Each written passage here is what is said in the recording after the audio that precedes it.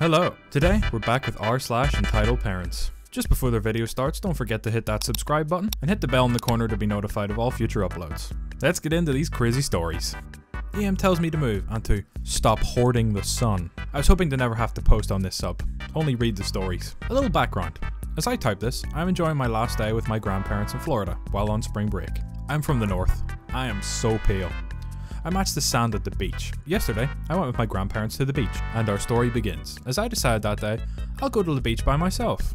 The beach wasn't busy, but it wasn't exactly empty either. The beach was quite popular due to it having free parking. I set my chair and my cooler down, set up the chair and sit down and begin scrolling Reddit. About 10 to 15 minutes go by and I feel someone standing over me, then a tap on my shoulder. I turn around. Time to meet the cast. EM equals entitled mom, me equals me, LH equals lady's husband. And so we begin. Me. Can I help you? EM. Yes, I was wondering if I could ask you to move so that we can sit here. Me. I'm sorry, but I was here first and I would rather not. There are plenty of other good spots on the beach though. EM. But I need this spot. Me. Why this specific spot? EM. Because it's close to the exit and I don't want to have to make my kids walk too far in the sand. Also, because this is where most of the sun is. I look at her kids, a boy and his sister. They look maybe 12 to 13. Both look like they just want to go play in the water already. Me. Your kids look fine. Why can't they handle a little walk? EM. Just give me the spot. Me. Ma'am, I'm gonna be honest with you. I was here first. And I'm just relaxing and minding my own business. Also, there's almost an equal amount of sun this far down the beach. You can find another spot. EM. Stop hoarding the beach and the sun. This is a public beach and you don't own it or the sun. Move now so me and my family can sit here. Me, remaining calm. Neither do you, which means I don't have to move. There's plenty of beach and more than enough sun for everyone. EM. Do you know who I am? Me. No, and honestly, I don't care. At this point, LH walks up to us. LH. Is everything okay here? EM. This little brat won't move and give us this spot. He is hoarding the beach and the sun for himself. LH proceeds to look at his wife with a face that said, wow, I married this. LH, honey, the kids and I have already set up the tent over there. He points to a white tent with a chair set up under it. The kids are now in the water playing in the waves. EM, why would you do that? LH, because it was an open spot. EM, no, I wanted this spot. Move it all over here. LH, trying to remain calm. Dude needs a medal after this. Look, you could have been relaxing and spending time with our kids for about as long as you've been screaming at this man, who's minding his own business and enjoying the beach like everyone else here. Instead, you've been over here, acting like a child and making a scene. EM and I are in shock. The only time I agree with EM this whole interaction. EM then stomps off towards the tent and LH apologizes to me. They've been staying with his parents. EM and LH's mom tend to argue a lot, so it put EM in a bad mood. As a peace offering, LH gave me a Pepsi from their cooler and we both went back to relaxing at the beach.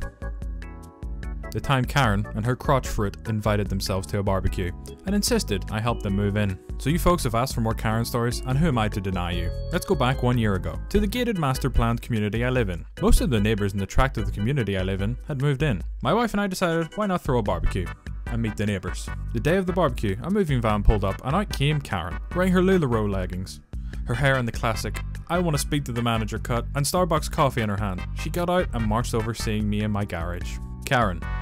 Hey you, I'm a single mother, just got divorced, and I need you to help me move some of my heavier things. Me, cute deer in the headlight look.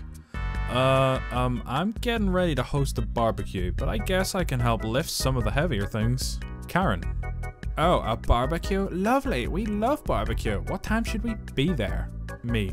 Well, trying to think of the nicest way to tell her no. It's been planned for a while, and we kinda already got the food we needed. Karen. Oh, no worries. My kids do not eat much and my father and I will eat anything. She started pulling me over while I silently will my wife to come out of the house. So, are you married? Hopeful look in her eyes. Me. Yes, very happily. Karen. She frowned. Well, there's bound to be lots of single men at your party, right? No, everyone is a couple. Save a few older women and one older man. Me. So this heavy stuff. Karen. Oh, here my dad comes with a U-Haul. So he pulls over, the kids get out. The younger one screeching, the older one exclaiming the house looked like shit.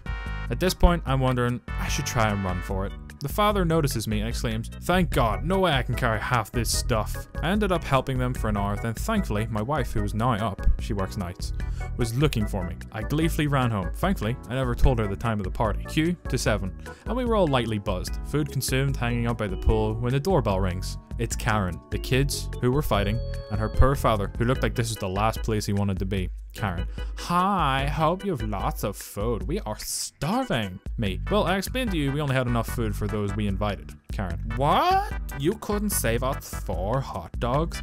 My kids are hungry." Karen's dad: "Come on, I'll take us for pizza." Kids: "Yay!" Karen: "Way to make my family feel welcomed." She then turns and walks off. Kid breaks my only birthday present after specifically asking him not to go in my room, and I get yelled at for almost hurting him. When I was about 13, I told my parents that all I wanted for my birthday was one of those plasma ball lamps. I've always wanted one because they're so badass and fun to play with. But my family didn't have much money, so it was a big deal to me even though it was only around $30. My parents were able to get me one, and I was absolutely ecstatic because my room contained a bed, a dresser, my collection of used books, and nothing else. Don't get me wrong, I knew I was a lucky kid, and I've always been extremely grateful for everything I have, since I know I had much more than a lot of other kids. But the plasma lamp made my room so much more exciting and made me extremely happy. The evening of my birthday, after they gave me the plasma ball, my parents threw a party for me and invited all of our relatives and some of the neighbours. Now every time we have someone else's children in our house, I make sure to tell all of them that they're not allowed in any bedrooms in the house, since it seems like something gets ruined every single time we let kids run free. Usually, since I get paranoid, I watch kids in my house like a hawk, since they're sneaky little rule breakers. But since it was my birthday, I had to sit and be sang to and open presents. I've always had severe social anxiety, so this was torture to me, but I suffered through being the centre of attention for the sake of my family. After the torture ended, I heard glass breaking from upstairs. I went up to my room to find my plasma ball shattered on the floor and my neighbour's kid crying next to it. I checked to make sure the kid didn't get cut by the glass first. He didn't. Before the sadness set in from the realization that my plasma ball was destroyed. His mom ran into my room and immediately started yelling at me and asked me what I did to her kid. I told her that he went into my room after I asked all the kids to stay out and broke my plasma ball. I expected her to apologize for her kid and offer to pay for it or something, but no. She yelled at me for having something so dangerous in my room and told me I should be glad he didn't get hurt because she would have sued my family. I was so amazed that she was acting like that.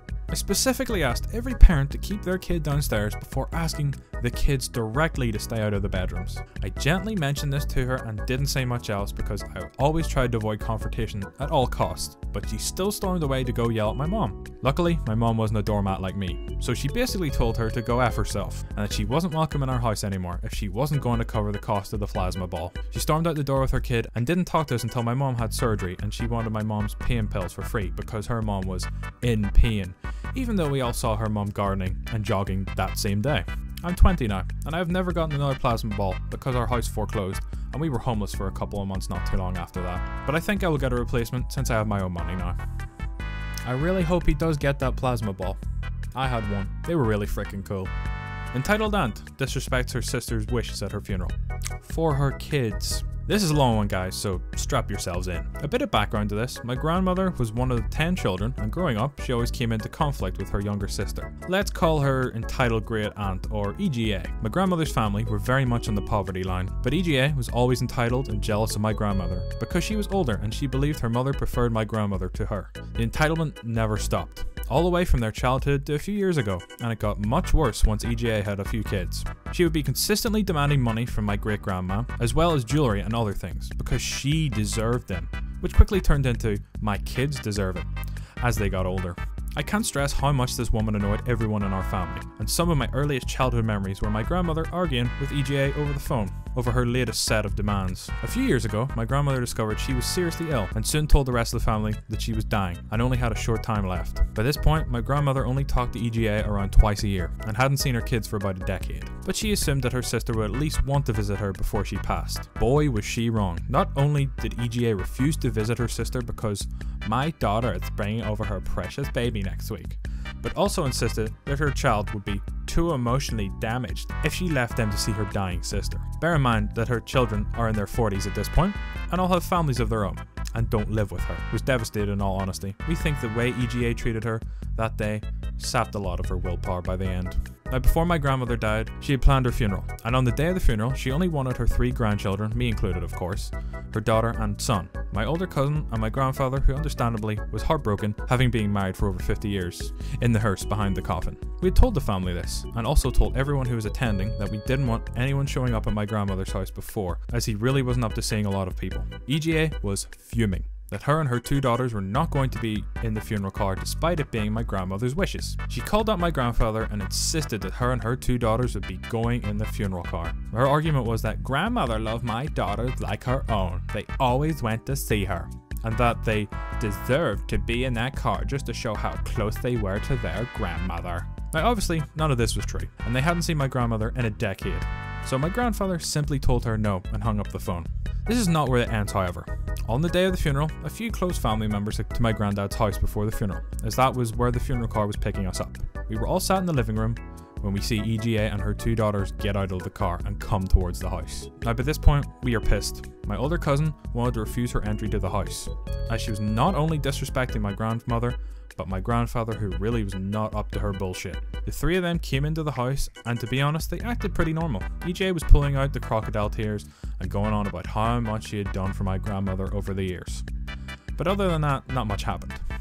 Then the hearse arrives. We all start getting up and ready to go outside, when EGA and her daughters rush out the door. We thought they just wanted to make sure that they were ready to leave when the rest of us got into the hearse. But EGA walks up to the hearse and gets in with her daughters.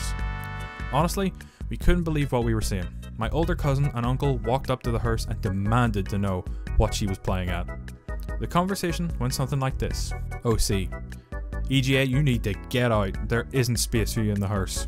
EGA: yes there is. Grandmother would have wanted me and my 2 angels to be in this hearse. They deserve it after the year they've had. OC: she didn't want you guys in the hearse. I'm sorry, but if the 3 of you stay in there isn't enough room for her grandchildren.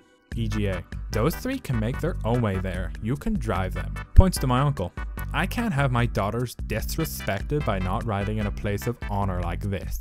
Her daughters honestly just sat there and said nothing. I don't really know them that well, but they are nowhere near as bad as their mother, and they looked extremely embarrassed over the whole thing. At this point, we were all fuming. My older cousin lost it and unloaded on her, telling her that she was a terrible person and that she never bothered with my grandmother and always hated her, and that her daughters did precisely nothing for her in 10 years. EGA was shocked, but her daughters, who I think EGA told were meant to be in the hearse, got out and virtually pulled EGA to her other car. We then got to the funeral. None of us spoke to EGA. She put on a big show, loudly whimpering and crying, as well as bemoaning how hard the day was for her kids. She left soon after and didn't bother showing up to the wake. Quite a few of my family members pretty much disowned her after this. I've never met someone so callous and entitled at the same time. To ignore the sister's last wishes because she believes her kids deserve to ride in a hearse. I've got quite a few stories about EJ after this though, especially the stuff she pulled when her own mother was seriously ill. These entitled parent stories just get crazier every video. Every single video, they just get crazier. I do want to hear more stories about this crazy bitch though. Keep them coming. Okay guys, that's going to be it for today's video. If you enjoyed, don't forget to leave a like, and I'll see you guys in the next one. Peace!